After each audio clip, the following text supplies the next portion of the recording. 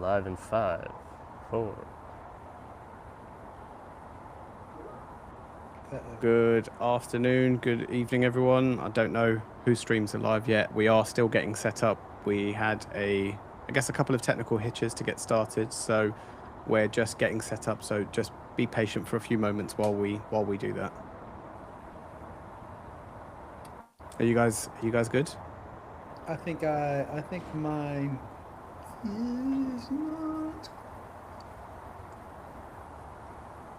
Mine is live for as long as it stays live. We'll see.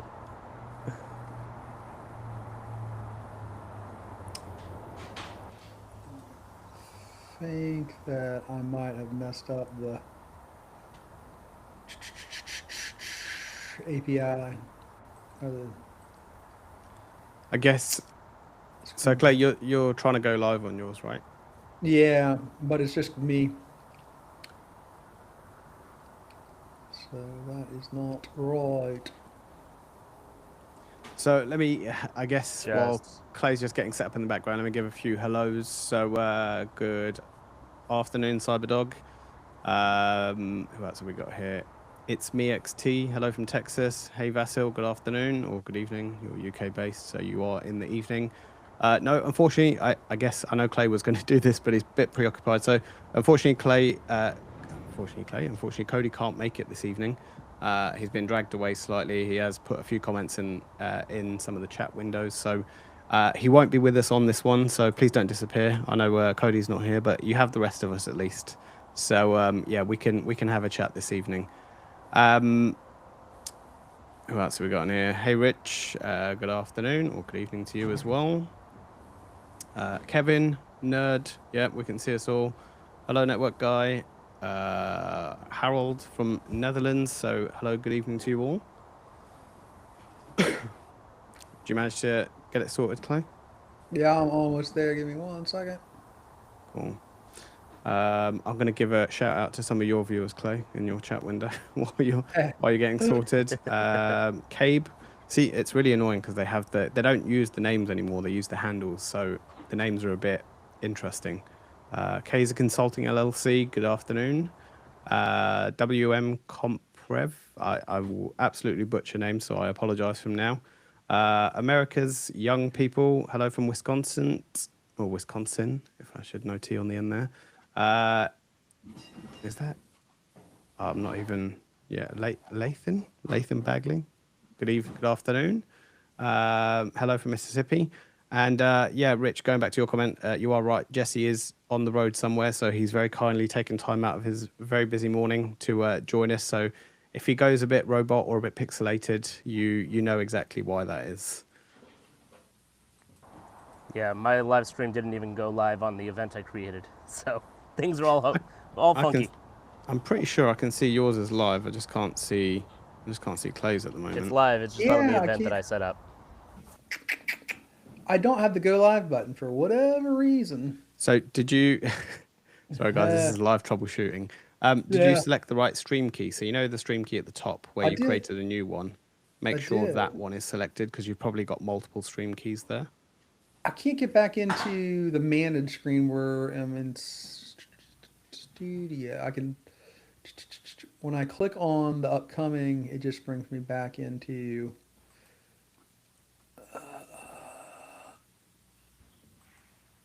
here. Yeah, I think I got it.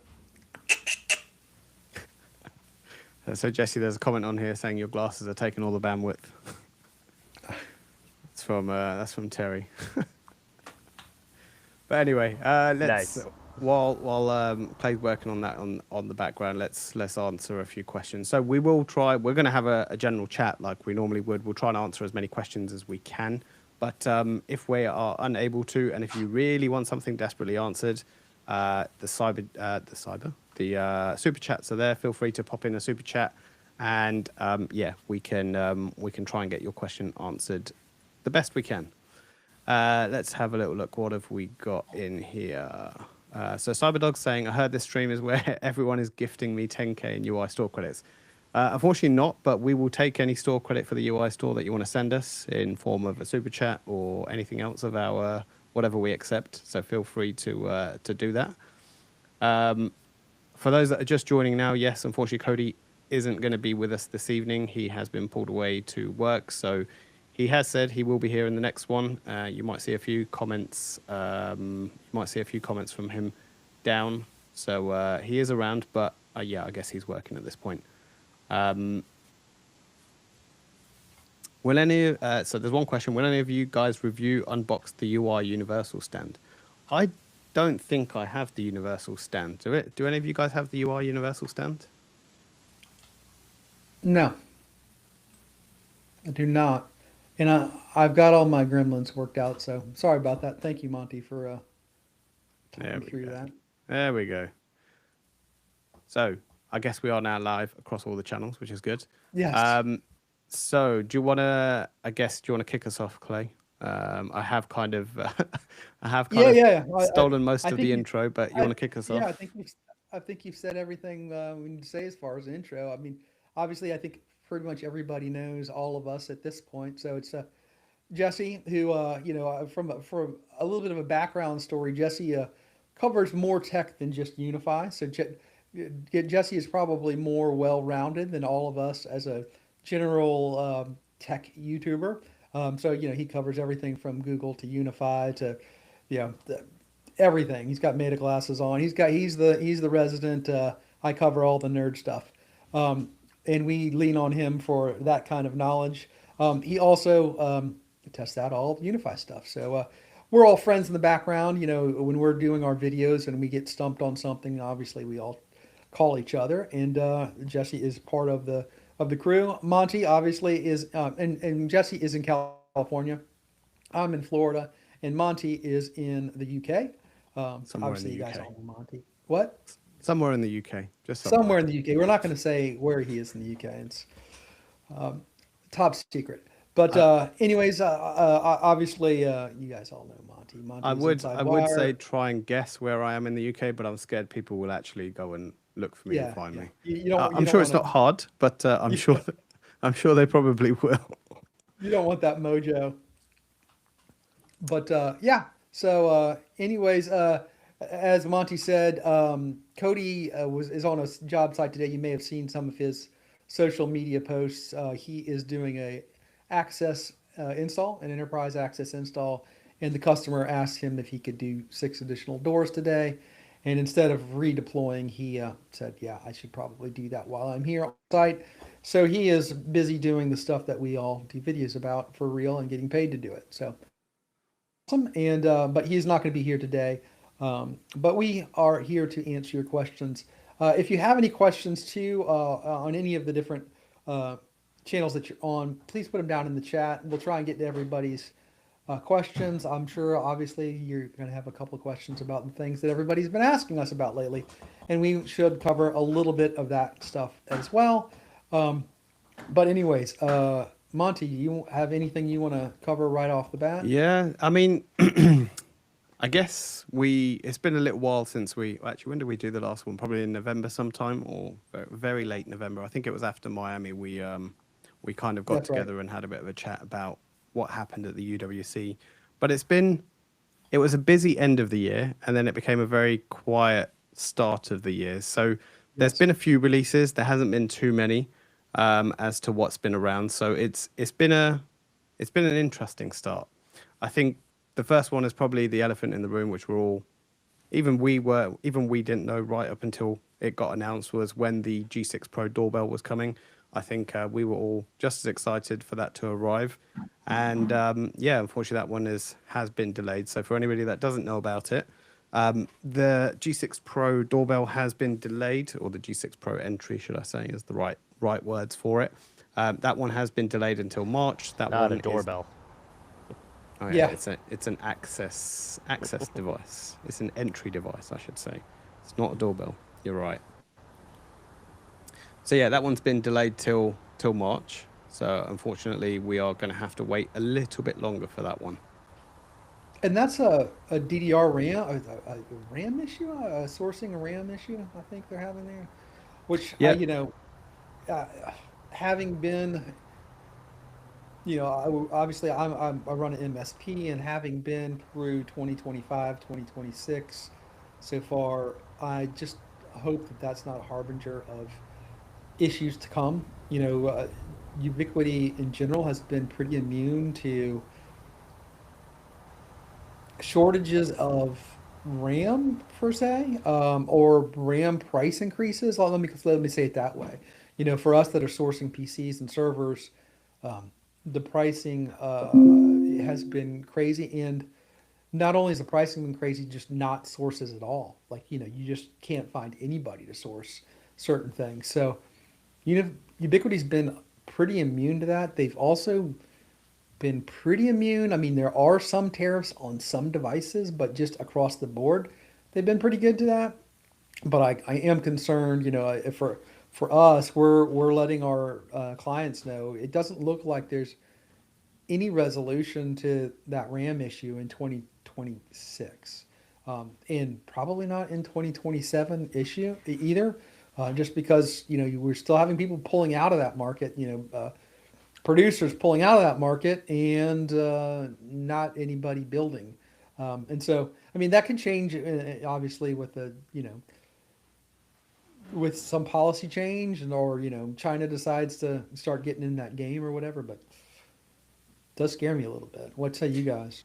Yeah, it's definitely going to be one that, like I said, we haven't seen much of it up until now, and I think as much as I wouldn't want this to happen, I don't think this is going to be the last product that's going to get affected. I think there might be a Mhm. few more that might happen, but hopefully, fingers crossed, they find another vendor or something else that they can utilize, or someone else that they can work with, which is going to be reliable long-term partner and not just jump to. I don't blame some of these companies jumping to the AI bubble. I mean, they're paying over the odds for the products, so I don't, yeah, I don't really blame them. But hopefully we don't see much of an impact with other stuff. But yeah, we can only see what comes, right? So one Yeah, step at a time, or one day at a time, I guess.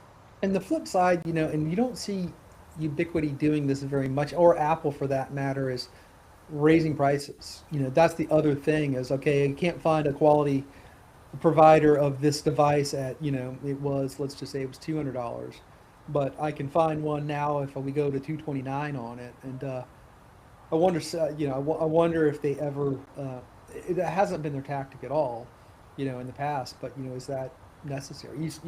All of my other providers, Dell, Lenovo, all those ones on the computer side of it, they just had to raise prices, and that's just the way it's gone. Yeah, for sure. Yeah, I think And that there's two things here with Ubiquiti. I hope everybody can hear me here. One is Yeah, we that can. if you remember during COVID, and I don't know how well or how much Ubiquiti did this, a lot of suppliers started stockpiling the certain chips that they needed. So if Ubiquiti, for example, doesn't have the capacity to build as many of the devices at once, they can at least stockpile the chips because they only get that opportunity to make that order at the time they get it. So they'll do a bigger order up front, stockpile the chips, and then be able to continue the supply. But that takes time. You got to get in line. You got to pay sometimes, prioritize in order to jump the line. That's number one. Hopefully, we'll see that happening again. I don't know, any inside information into their manufacturing supply chain. If they want to fly me out and have me do a Yeah. video on it, I'd be happy to. However, I think that's unlikely. The other thing that I think also is going to impact that in the next couple of years is that there are companies now that are spinning up new fabrications and new plants to be able to produce more of these things because this isn't going away. Google just said that there's going to spend something like $158 billion on CapEx, data Yep. center buildouts and buying all this stuff in this year alone. So, Yep. and they're not the only ones. Meta and Microsoft, Amazon, they're all going to match them, OpenAI as well. So this is not slowing down despite, reports to the contrary. And it's only going to continue. And in order to be able to sustain that, you need more plants set up and shipping as fast as possible. Yep.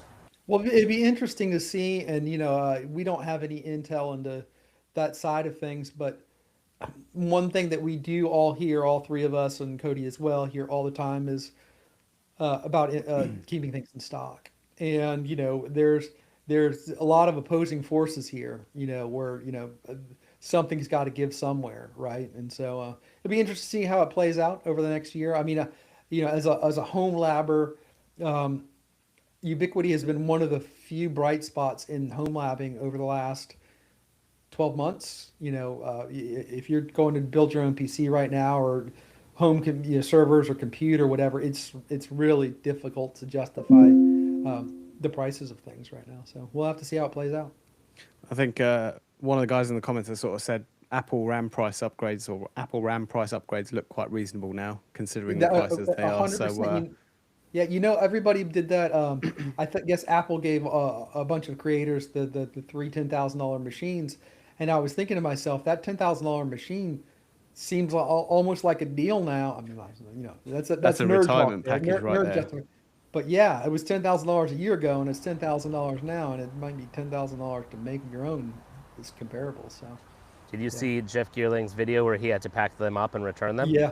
Yes. All those Oh, went back did to they have to send Apple. them back? So Apple's not letting. Yes. Oh, Yeah. okay, interesting. I Well, didn't they see weren't that. going to No. give, they weren't going to give $40,000 worth of good computers to everybody, but I think that was always in the cards. But still, that those machines are pretty. They're looking a lot. Apple stuff and Ubiquiti stuff is looking more appealing versus building your own at this point because they haven't had to go to raising prices. But something's going to have to give somewhere along the line. Either there's going to be less stock or stuff's expensive, or like they're doing with the door with the entry, that they're gonna have to delay it until they find a better source. So I'm just gonna jump into some of the questions because there are a few that have come through. So we'll try and Sure. answer a few of them. So, I mean, I can give my take, and then I guess you can give your take on what it is. So one of the questions is, I guess it's the unknown, but it's more about what's available. So, are there any new 2.5 or 10 gig rack mountable switches coming soon, as far as you know? So, none of us know really what's coming generally. When the products are coming, we've seen the roadmaps of what we see at UWC. There's obviously not too much that we can say on the UWC side, but I will say that I haven't seen anything in terms of switches. But the lineup that Ubiquiti have at the moment, I would say there's quite a comprehensive lineup of 2.5 and 10 gig switches. Definitely the 10 gig. I mean, the new Pro XG range has quite a bit in there for 10 gig. The 2.5 gig, you have the Pro Max versions and you have the Pro HD version. So I think there's a reasonable amount in there. I can't, well, this is just my opinion. I can't see them expanding that much more, but I've said that before multiple times and I've been proved wrong, but I don't know what your thoughts are. There's two that I'm excited about that are you can see on store.ui. It's the stackable enterprise campus switches.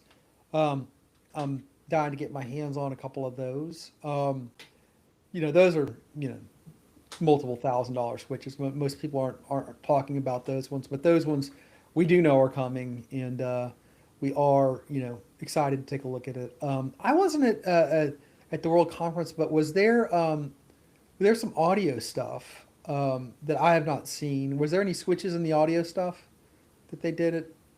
So they've kind of showcased the Pro AV stuff, right? So That's we what I'm saw talking that. about. The Yeah, Pro AV. we saw That's that right. at Cydia. There Yeah. was the Pro AV stuff that's coming, but yeah, I wouldn't really class that as a normal. Well, it is a normal 2.5 10 gig switch, but it's obviously more designed from the Pro AV side. Yeah. Right.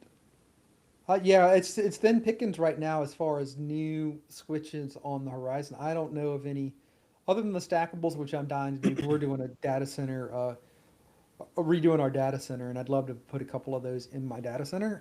So I've been eyeballing those and waiting for to see an updated release date on those. But that's really it. And as you said, Monty, I think you're dead on. Right now, I don't see that there is a big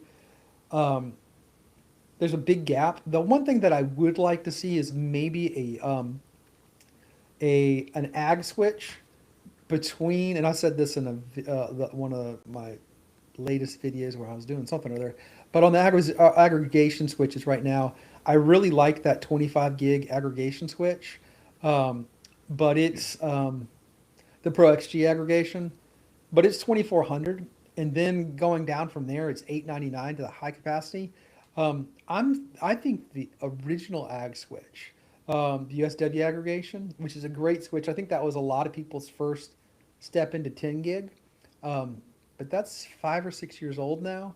I'd love to see something in that $250 to $500 range, where people could get a really high end ag switch with maybe a couple ports of 25 and a couple ports, maybe 8 ports of 10, or whatever, to replace that switch, and maybe more ports, maybe 16 ports of 10, something like that in that aggregation area. Because I find that most people that are home labbing, and I think that that's probably the majority of people that are on this call, you maybe have a server that's got 10 gig, you got a switch that's capable of doing 10 gig, and you got your computer capable of doing things. You don't need necessarily 24 ports of 10 gig, but you need like an ag switch where you're going to get high capacity through a little bit, in 8 to 16 ports, and they don't really have something right now at the low end of the price range for that.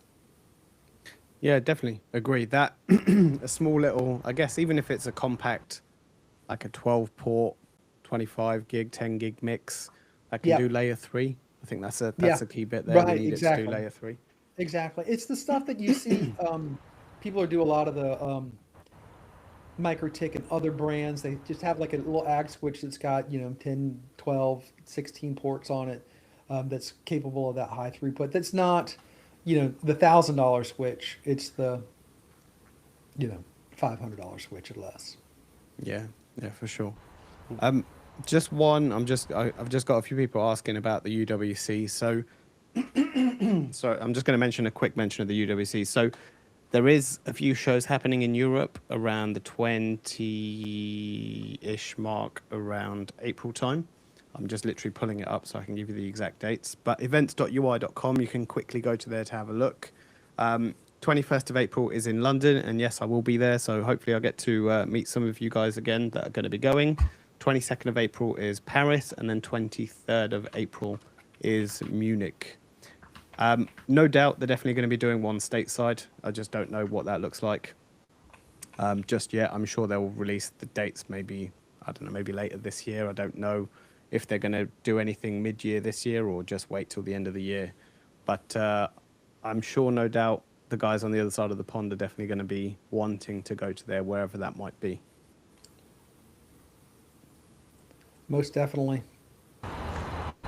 Yeah, Monty is the unicorn among us, attending both the American one and the London one. I gotta say, I'm a little jealous. That's dedication. That's dedication. That's the commitment. That's the commitment I have. It's good fun, actually, to be fair. And the good thing is like they were 6 months apart almost, so it's not repeated. So the stuff that I heard in London, it wasn't the stuff that I heard in the US. Like there was a slight overlap, but maybe that might have been like 10%. Maybe I don't think there was. The majority of the stuff that they announced in London has been released. So I still think there's a couple of items that they haven't, but we won't say what they are just yet. Can you steal that multi-sensor for me? I'm still waiting to get that. That I think a lot of people are going to be looking forward to that one. So I'm hoping that checks a lot of boxes. I'm about that to multi-sensor is going to go perfect on your driveway. Yeah. Yeah. Yeah, for sure. I definitely will be putting it up for sure. Monty's house is more guarded than Fort Knox. Yeah, I think if you should see mine. Especially when I'm doing my testing, I've got I think at one point I had 6 or 7 cameras at the front of my house, and I think the neighbors must have thought either I'm very paranoid or there's something really dodgy going on there. I know I'm dying. The reason I'm dying for the multi-sensor, other than I really want the multi-sensor, is I'm doing my 2026 every camera compared video, which is a big pain in the butt. There's currently 25 cameras, right? So managing 25 cameras in a test situation where you can actually, obviously there's the specialty cameras and you get those off to the side, but there are 12 cameras, interior cameras, and there's 12 exterior cameras, and getting them in a spot where they all, Monty, just getting a test board up and all that stuff is a big pain in the butt. And so I'm dying for the multi-sensor to come out so I can have that in this video. But if it doesn't come out before, it's supposed to come out this month, but if it doesn't come out this month, the video will go on without it. But I think what a lot of people don't actually realize is the amount of work that goes into these videos. So it's crazy. It's not when people say, not that it not that it hurts, but when they're like, oh, you've missed this, you missed this, and they don't see like the 50 or 60 hours you've put in to already get this video together, and you're like, okay, fine, I'll try and remember that one in the next one. It's when What you're comparing so many cameras, it's a bit more difficult to just be able to, remember every single aspect that you need to cover, especially when there's that many. Well, and things just go wrong, right? Like people don't realize, like it looks like Monty went out there one night and everything just went, swimmingly well. But you walk out there and something doesn't work, or you walk out there and it's raining and you can't do, so to do I do inside and outside, same as you do, inside and outside, day and night. That may take me 4 or 5 nights or 4 or 5 days to do that. Or I get out there and I start the comparison and there's an anomaly and I've got to test it, or I've got to ask Ubiquiti, hey, this is doing this, so I had expected to do that. Am I wrong? And so often those take. I They mean, take a while. all cameras compared, it will take me 2 weeks to get that from I think the beginning to big end. one for me is when I've done some testing, and either I've forgotten to check and verify and be 100% sure that there's some sort of firmware update, or some firmware update happens overnight, and I'm like, right, is this going to change the outcome of what we That's right. what I found out so far? So then we've got to do some testing all over again. For cameras, 9 times out of 10 for me, it's mounting and environmental variables. Oh, I forgot to turn the IR off on the camera that's across the way, or oh, I mounted it too close to the soffit and it's got a glow on it, or just dumb stuff. And then you scrap that whole day's worth of work and you go back and do it again the next night. Yeah, it's not Yeah. easy. Yeah, it's it's not easy, but it is fun. I remember. I know you don't do too much around the access points because obviously it's very location dependent. But even when I do the access point ones, they're like, oh, but you've done this or you haven't done this, and it just takes time because you think if you've Yeah, got 10 or 15 access points, you're testing all of them across the different spectrums, across the different in different areas of the location to get your speed ratings, and you have to do it 2 or 3 times to make sure you get an average. Yeah, so it adds up. That's for sure. I will tell you too, and I don't like wireless access point reviews in general, but slowly but surely that is getting to be less and less of a dark art, and it's starting to get more and more scientific. Like I do them begrudgingly when a new technology comes out, like the XGS. Like that's one of my favorite WAPs, and the E7 for that matter. Those were a generational jump. So I wanted to cover them just because they were a generational jump, and the new heat sink and everything was neat. It increased in throughput, but the XGS in particular with the extra radios, I've got a dentist office in downtown Jacksonville, and the density of Wi-Fi is just insane. And they outgrew their space, and they rented an office on the other side of the building, and like, can we? And the landlord will not let us cut a hole anywhere and go in the basement and run a cable, so we had to do it with Wi-Fi. We've struggled with that office for years. I got that XGS, put it in the middle of there, and now every time the environment changes, I know exactly what's going on. And with Wi-Fi, man, and even the what was the latest one in the latest release? Is Wi-Fi Doctor or whatever it's called. Um, and then you got the roaming tool in the latest release of 10 as well. It's starting to get where you're starting to, there is more to talk about than just, hey, let's get the biggest, baddest WAP you couldn't get and put it in the middle and give everybody a suntan. It's starting to be where you really actually are having some real data without having to go out and buy a $4,000 survey tool. Yeah, and I think that's the thing. They're making it a lot easier, right? Because like you've mentioned, the tools that are out there now, it just makes it a lot easier in terms of how you can set things up and how easily you can find the information. It's not, like I said, a dark art, right? It's not, you don't have to hire someone in to get them to do a full survey. You can have a quick look at a few dashboards and be like, okay, this AP here, especially even just on the dashboard, you have the AP density. Yep. And you can just see right there that, okay, this is more towards that side. Okay, I need to get something in this location to to give there a bit more of a boost in that area. And even with things like channel AI, right, you don't need to worry about the overlapping channels. It just does it for you. Right. In a way, it's kind of putting us out of a job, but I mean, there is obviously still. I'm not saying everybody can just go out and deploy Wi-Fi. There is still some element to it, but yeah, it just makes it a little bit easier. Yeah, and it makes it easier for me to review it because it used to be like, hey, I can tell you all about this, but when you go to your house and you turn it on, or your office and turn it on, it's going to be a totally different experience. Now, with the tools that are there, there's stuff for us to cover in those reviews and say, hey, you can do this, you can do that, and somebody just put in my chat that they put in five U7s in U7 Enterprises in a hockey rink, and like, yeah, that's going to kick ass, right? And the ability to to manage that in a way that the customer is not going to come back at you and go, well, you'll know if it's failing. You'll know what the weak link is now. And 3 or 4 years ago, that was really difficult to do. That was really, with any devices. I think Unify has really done a great job of, or Ubiquiti has done a really good job of updating the tools and the management. And yeah, it does put us out of a job a little bit, but it also makes it easier for us to manage the people that want us to manage their IT. Yeah, there's two sides, right? It's either going to put us out of a job, but ultimately there are some businesses that, or they just don't have the time, or they don't have the know-how, or they just don't want to know how. They just want someone to do it for them. So Right. it's never going to completely put you out of a job. But yeah, for people that are maybe starting up, they know a little bit more of what they're doing. They can go out and just do this stuff, and it just makes life a little bit easier.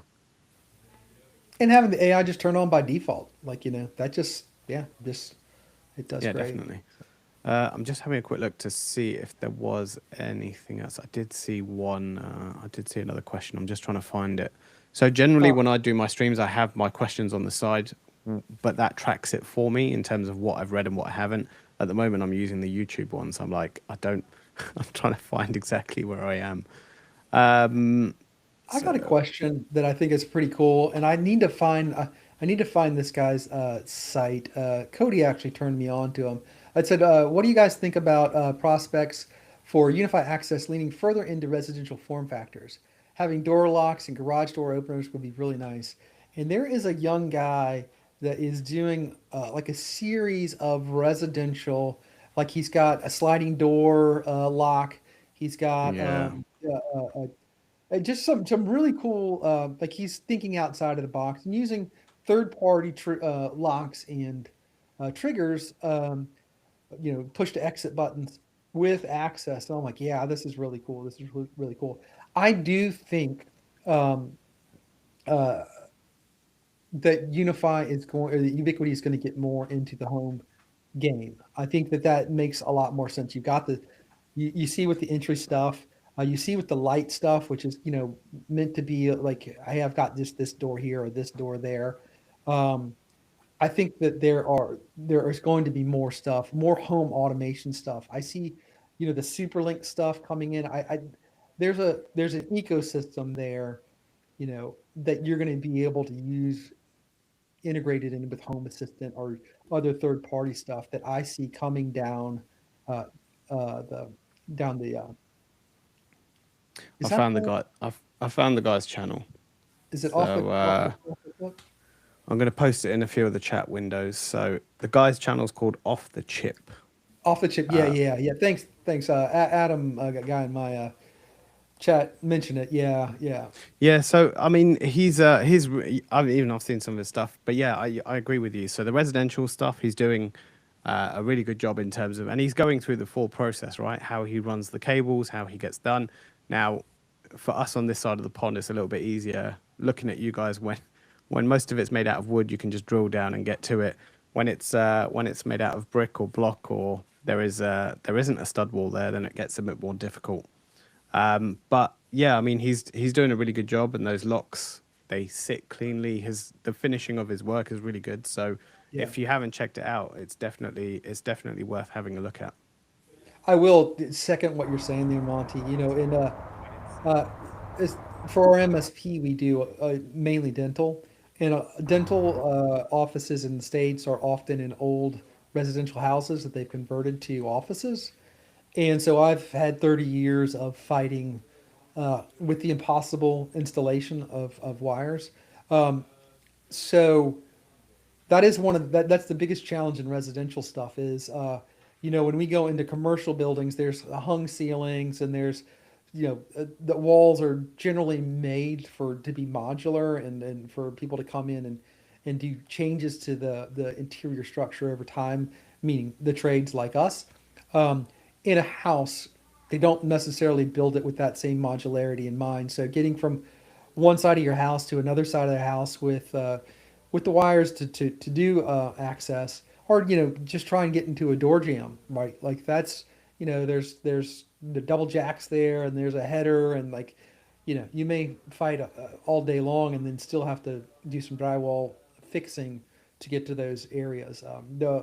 The ones that he did there, those particular ones were relatively easy because you had a basement to get into to the sliding glass door, and your mileage may vary. Is my point there, and um, but yes, I do think that Ubiquiti is going to get more in that space. I think that you're going to see more and more home stuff from Ubiquiti in the not too distant future. And I think Superlink is their first step in that direction. I think they're looking at having a full ecosystem that it all you protect your access, your Superlink Connect stuff is all going to be in the same spot.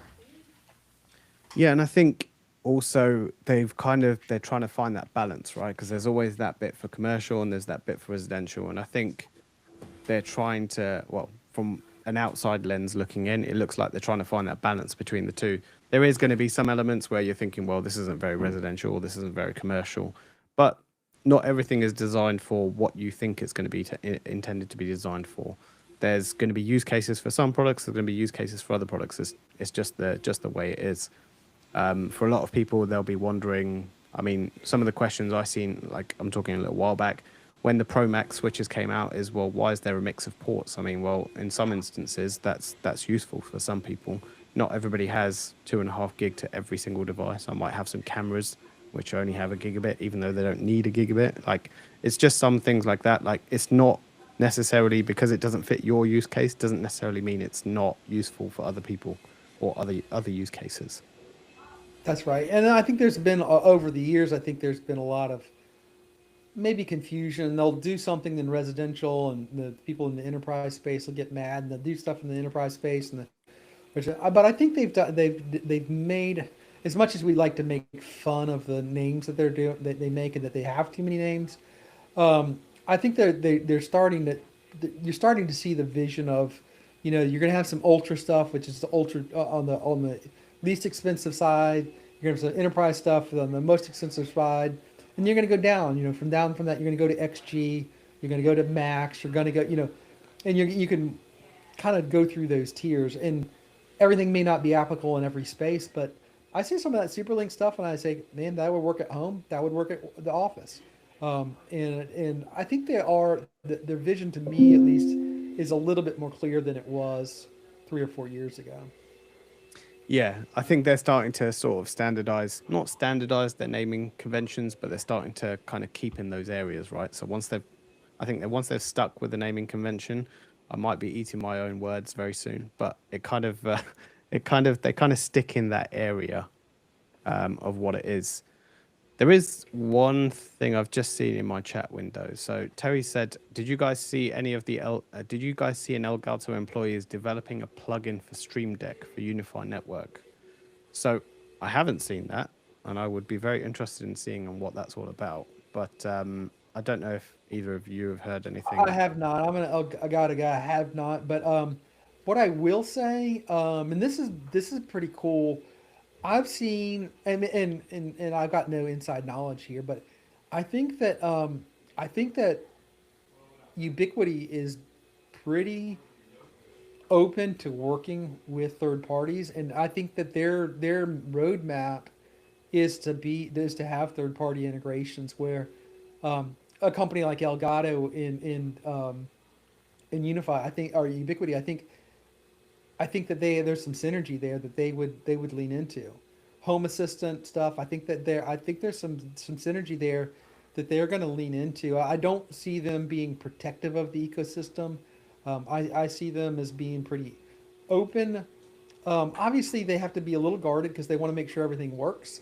Um, but I don't see that they would be fighting that going forward. And I have no inside knowledge on that, but um, yeah, Yeah, and I think I agree with you, that. Clay, and Go on, Jesse.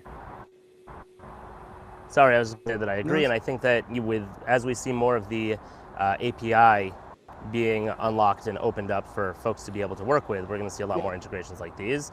And I agree, Home Assistant and whatever open enterprise stack you want to work with for automation is going to be increasingly important. yep. And that leads me right into fabrics, where you can see that whole API section of fabrics. Like they're going to lean into on the enterprise and in the home side of being able to use your stuff wherever it's appropriate. And I've been doing this in anticipation of the Superlink stuff coming out. I did deep dive into Zigbee to MQTT and a bunch of these products and I have them working in harmony. I have some of the Superlink stuff working in Home Assistant with Zigbee to MQTT stuff or Zigbee stuff, and I think that's I think that they're cool with that. I don't think that they're fighting that. I think they want that. So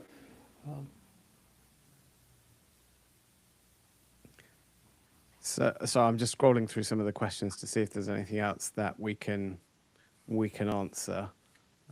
And Um, 002 EMOS, I am using the enterprise switches, both in our Jacksonville office and in the data center, and they're amazing.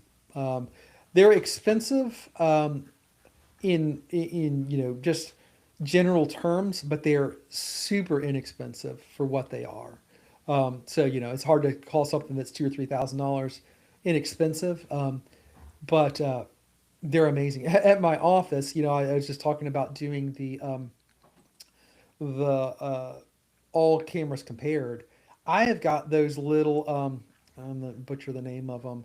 Uh, what are they? The Flex 8 PoEs? No, Flex Flex 2.5. 2.5 Gs.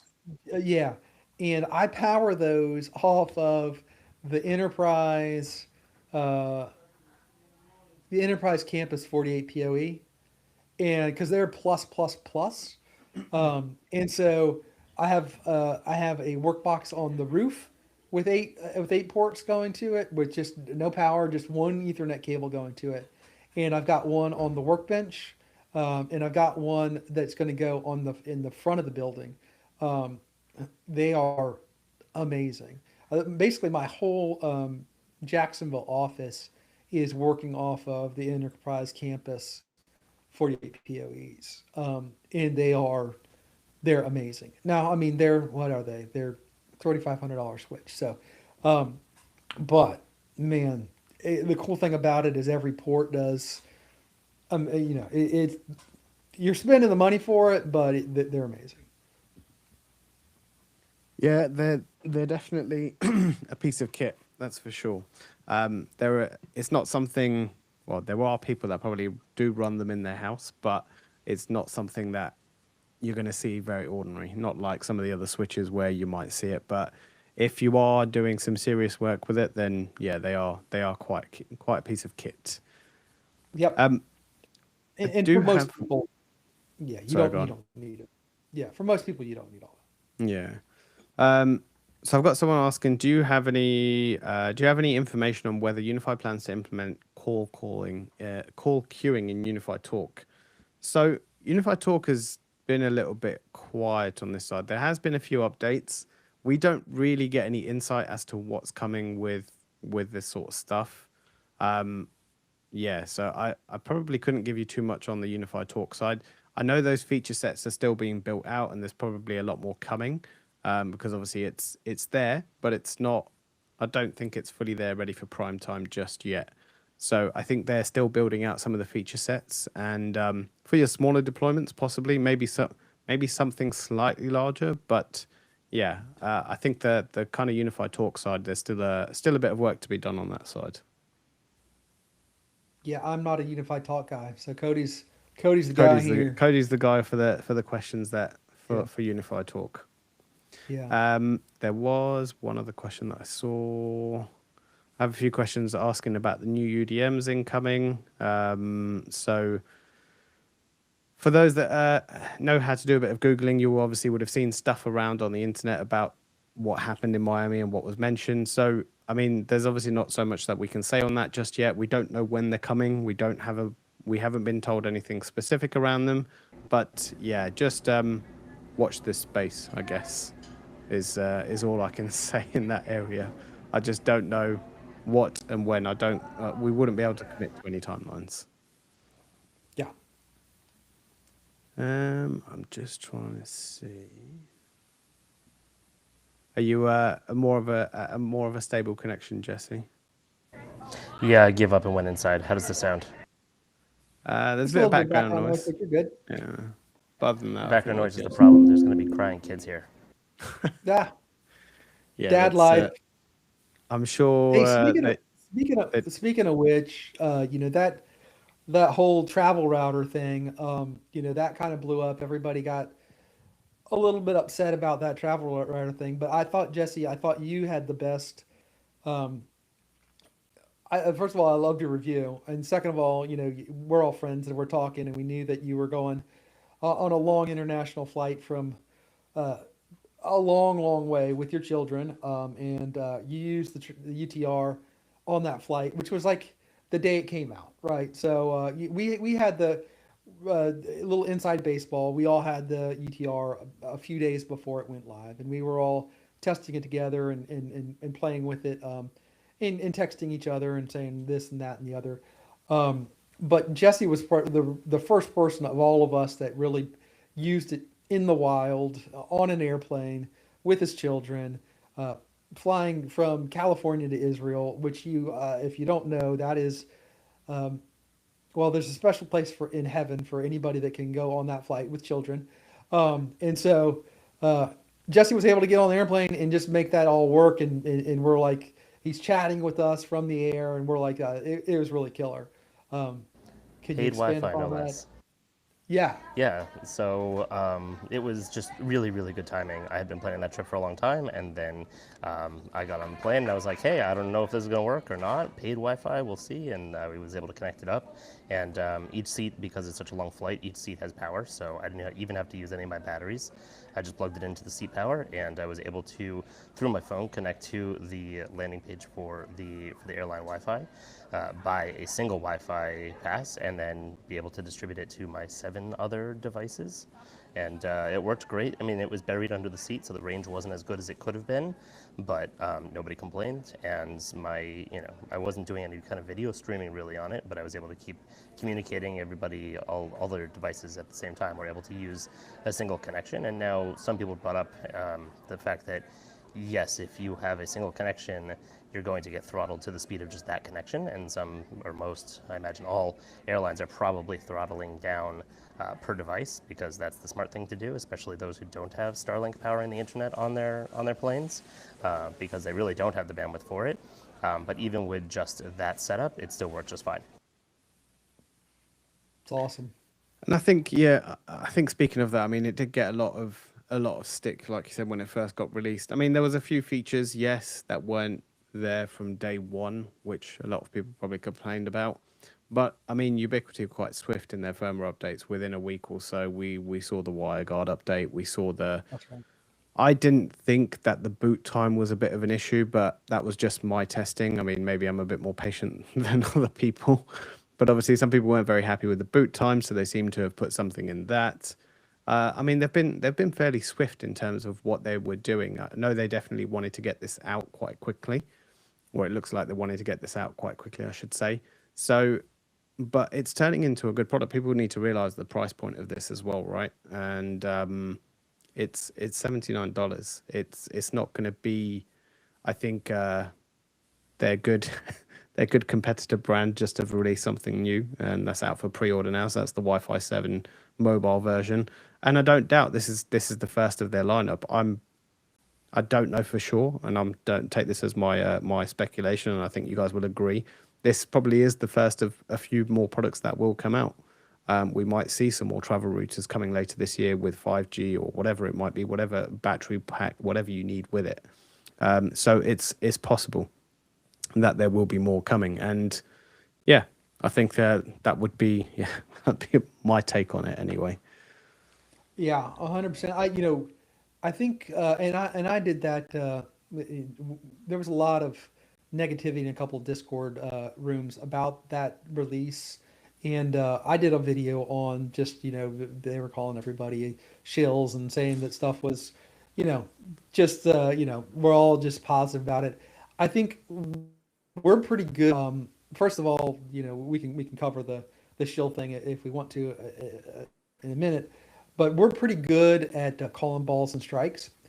And I think the reason that you saw a lot of people drop videos on that at the same time, and that they were all pretty positive, is yes, we would all like to have 48 port enterprise switches in our office, but we also know what's going to sell. And a $79 travel router that's the size of a deck of cards that Jesse, could give to his mother flying, across country, and that she could just turn it on and make it work.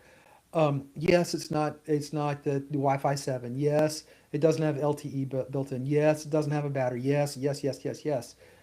We're not looking at those things. We're just looking at going, people are going to like this and they are going to buy this. And if you are looking to put this in your pocket and take it with you on your trip, and when you get to the Marriott at night, fire it up and be able to watch your Plex server and get on to all your files back at home with a click of a button, with just seamlessly, you're gonna love it. And so I think Unify or Ubiquiti is really good at Is that? knowing I what their think target your market sorry, Clay. I think your sound has gone a bit roboty or a bit Yeah, is. I Has hear it? it on my end also. Sorry about that. I That's all think they're right. pretty good at That's predicting better. that, and it was good, and we knew it was a good product, and so we all wanted to get our stuff out.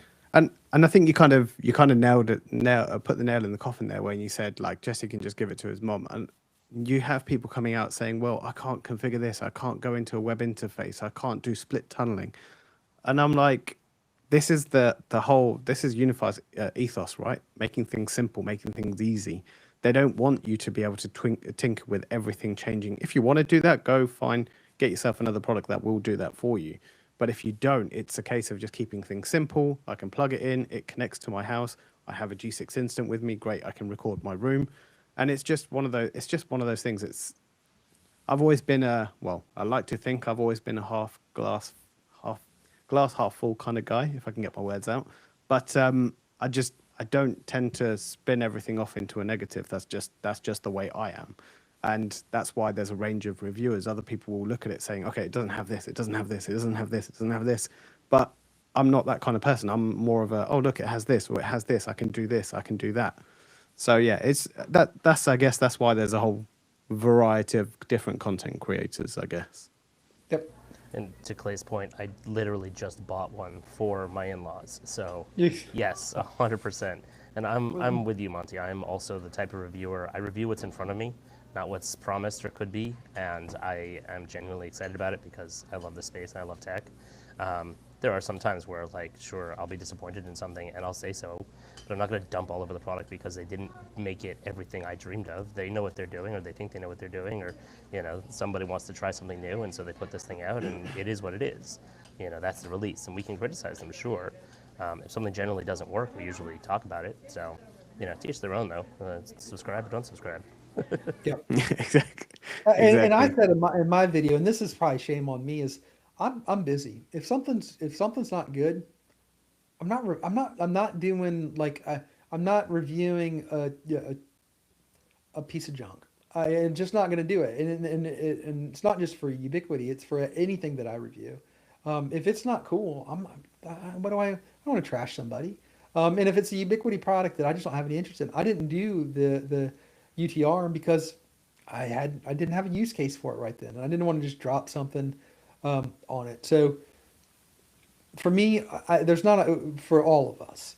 There's not enough time in the day to review everything. So we're only going to review the good stuff. That's just the if something drops and nobody does a review on it, that typically to me speaks louder than if something drops and 40 people do reviews on it, that means it's good stuff. Like everybody was chomping at the bit to get to it. But if it drops and nobody does it, it means A, it's either super niche, B, it's super expensive, or C, we didn't really like it. That's just I my would take say, on it. or D, give it a day or two because sometimes we only get things last second, Yes, and that's not correct. all of That's us. correct. I That's correct. generally can turn around the same day, but it's not easy, and That's most correct. people, don't have that freedom or Yeah, the time to be able to do that. I cannot turn around the same day. Yeah, so Yeah, those that you do see them now and again, and you'll probably see when things come out, or when you see all most of us are releasing stuff at the same time. We've probably had it for a little bit, but when you see them coming out a little bit sporadically, it's a case of maybe okay, we probably only just got them, so we're getting round to recording them. yeah. But yeah, it's definitely that was definitely a hot topic. I'm just looking at a question. Sorry, I got sidetracked with a question.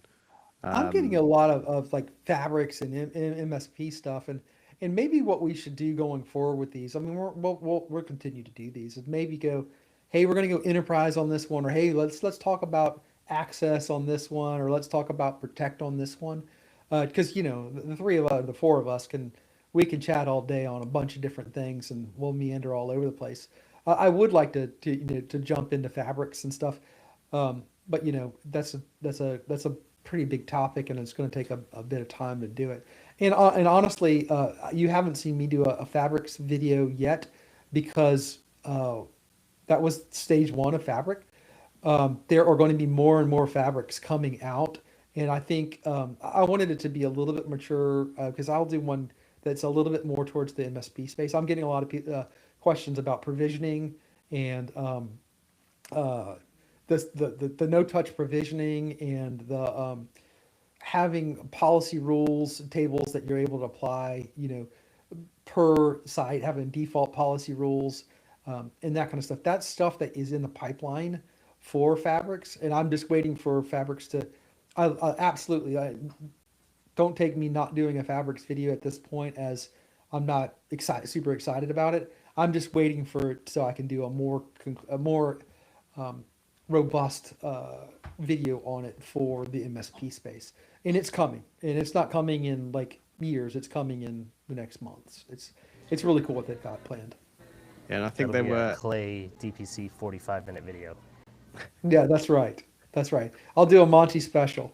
That's it. An hour and 45 minutes on network, unified network. That was a long video to edit. That was interesting, that one. I love your long videos too. I love Cody's long video because if you really just want to dive in and get into it, you can't do it in a 10-minute video. Like the No. stuff we're covering, and I said this in my shill review video is like there are two different reviews. There's a embargo review, which is when you see the 45 people drop at once, and it's cool. You get to see us opening a box and showing the basic of it.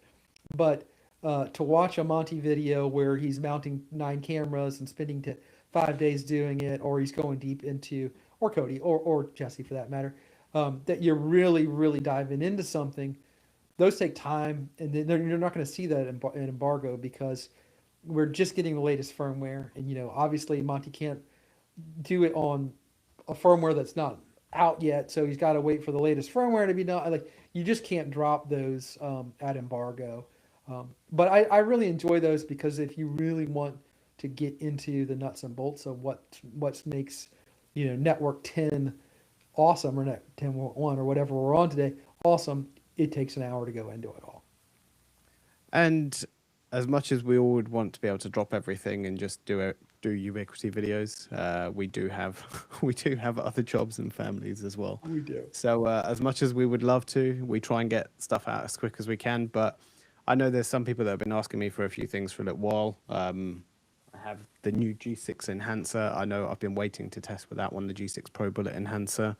There was one with like the turret comparison. I've been waiting to do that one. It's just they just take time, unfortunately. And with the weather being in England the way it is at the moment, I think the next 10 days is literally raining every day. So Yeah. you can't really test that much in when it's raining outside. I got a question. Why don't we do the drop test? There is one thing in our in our agreement with them, and I went through that in my video. You can take a look at it if you want to. But and I didn't mention this particular thing, but they don't want us taking the stuff apart or destroying the stuff, or they want us to show it in a good light. So you're not going to get a jerry rig everything where we're taking razors to stuff, or Mr. Beast where we're throwing it off of a skyscraper, um, or taking it apart.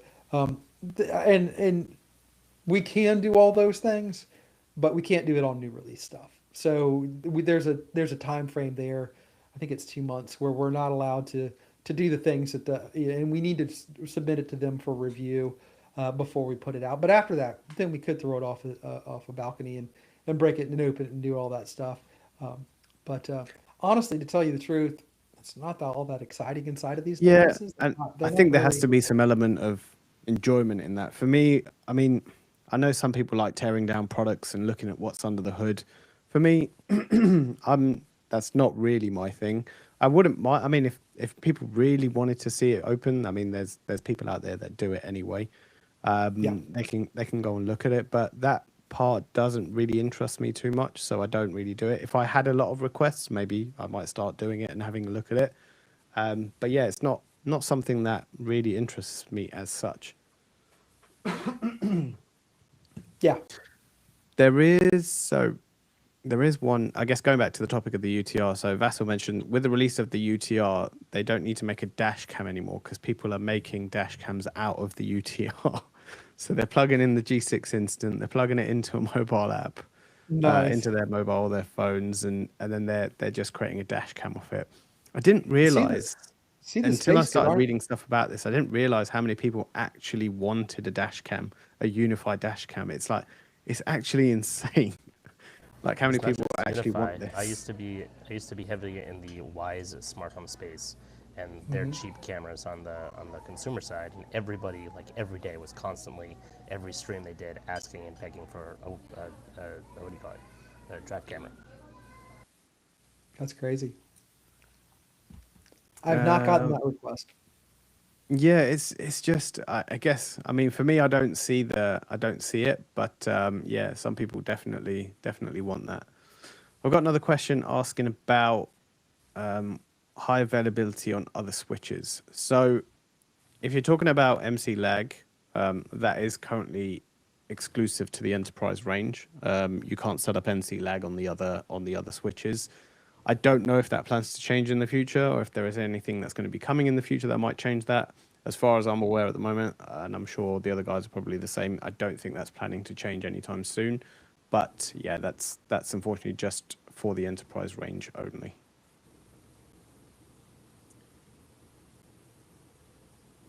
I don't know if you've got any questions that you wanna have a look at, Clay. I think I had one more that I wanted to look at. None that are short topics. Being the driver.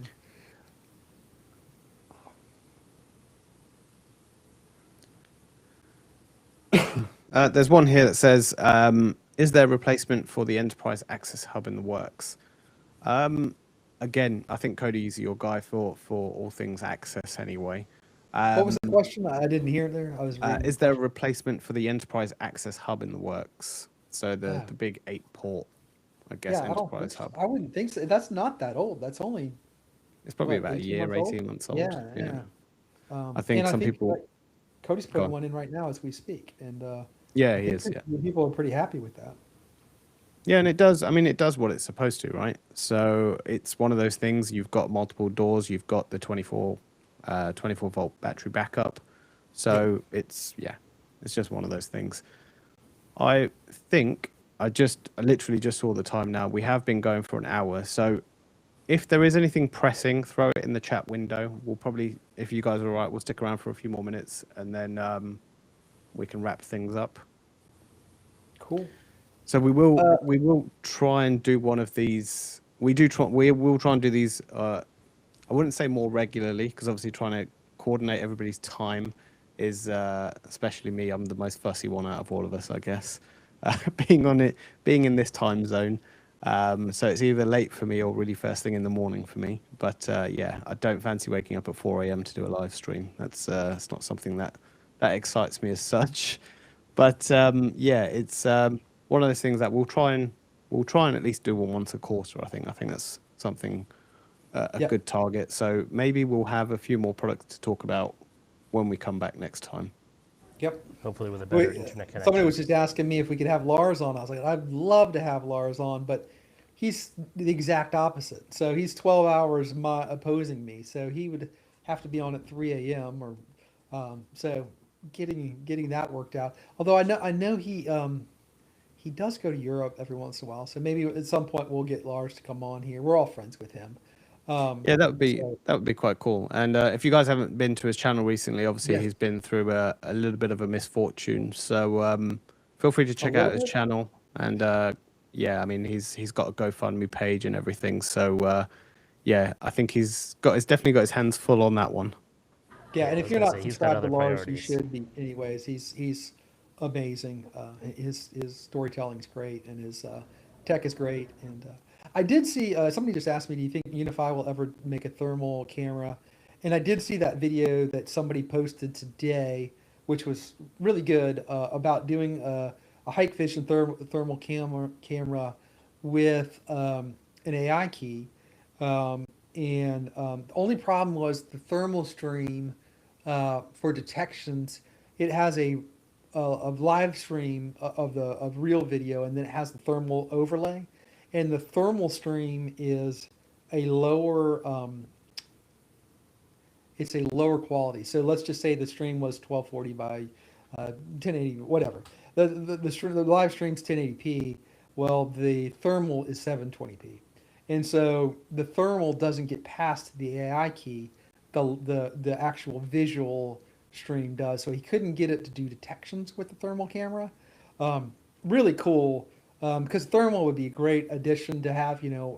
If you have a piece of industrial equipment that's going to overheat, or if you really want true dark, see a perpetrator in the dark, thermal is going to be your best option there. And then maybe have that trigger some other cameras to take a look at it. I thought it was a really cool video, really cool idea. I have not heard of Ubiquiti ever doing a thermal camera, but I had the same idea there when I saw that of like, wow, that would be really cool. Hey, the Yeah, I hookup think asked. a thermal camera is one of those things that I would like to think it has its place. Obviously, what in what area you would probably use this in, so it has its place. Do I, in my personal opinion, do I think Ubiquiti would bring it to their lineup? I would like to think so at some point.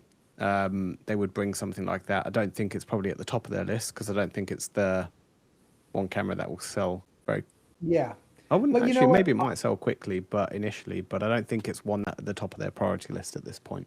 But we have an AI DSLR, and that hasn't stopped them from doing very very niche cameras.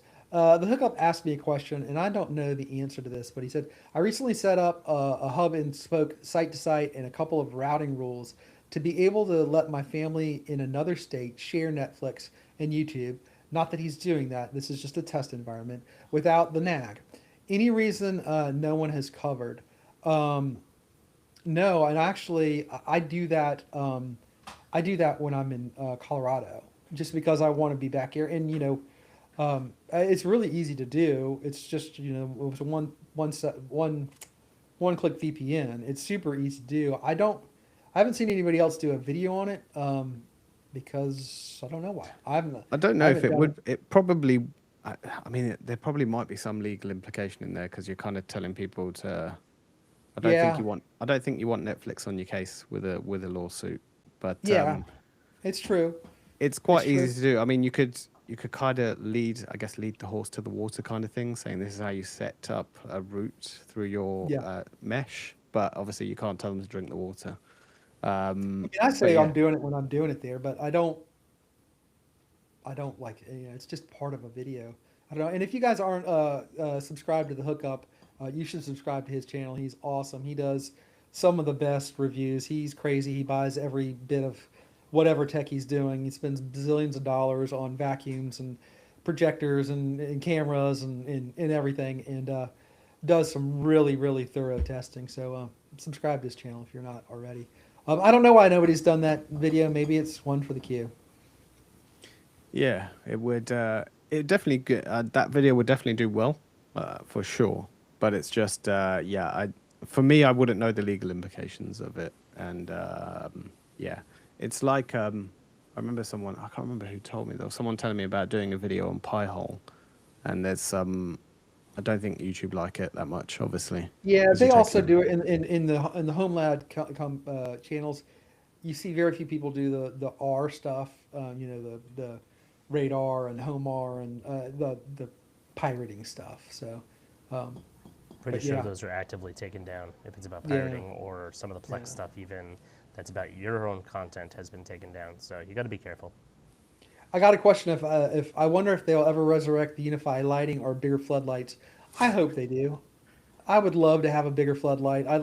I love that, you know, that light came out when LEDs were just getting popular in the early 2020s, and I bet you they could do twice the work, and you know, with the bigger PoE and plus plus switches. I would love to see some more lighting. That would be I think the really amount cool. of people that have come to me on my stream saying, "Are they going to bring out a camera with a floodlight? Are they going to do this?" I mean, that floodlight. I think they realise that the floodlight is good, but it's obviously not the most powerful floodlight in the world. Yeah, And I think they realise that there is a market there.